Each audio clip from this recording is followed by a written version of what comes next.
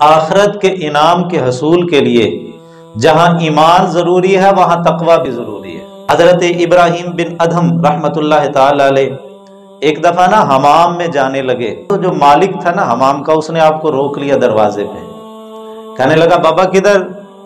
فرمایا نہانے کے لیے۔ کہا پیسے؟ آپ نے فرمایا کہ بھی پیسے تو نہیں ہیں۔ تو اس نے کہا اگر پیسے نہیں ہیں تو پھر اندر بھی نہیں جانے دوں گا۔ تو اتنی بات کے بعد نا حضرت ابراہیم بن ادم رحمت اللہ علیہ رونے لگے۔ تو مالک نے کہا بابا روتا کیوں ہے؟ اگر پیسے نہیں تو وہ الگ بات ہے، لیکن رونے کا سبب کیا ہے؟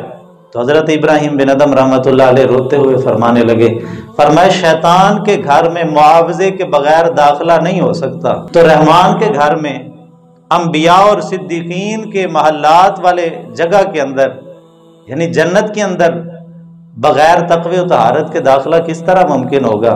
یار دیکھیں نا، سینما ہے، شیطان کا گھر ہی ہے نا، وہاں پہ جانے کے بھی پیسے لگتے ہیں، یہ تھیٹر لگتا ہے، وہاں پہ بھی ٹکٹ لگتی ہے، یہ سرکس لگتا ہے، سرکس پہ بھی پیسے لگتے ہیں، اور پیسے دے کے لوگ جہنم کا ایندھن اپنے لیے اکٹھا کرتے ہیں، اور مسجد میں آنے کے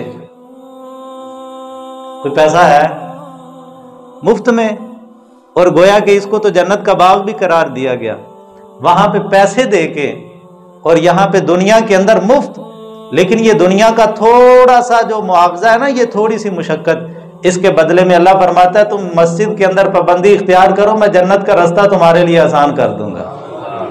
اور فرمایا جو اندھیری راتوں کے اندر مسجد میں نماز پڑھنے کے لیے جاتا ہے، میرے کریم آقا صلی اللہ علیہ وسلم نے فرمایا کل قیامت کو اللہ تعالیٰ جب اندھیرا ہی اندھیرا ہوگا، اس کے لیے جنت کے رستے میں روشنی فرما دے گا۔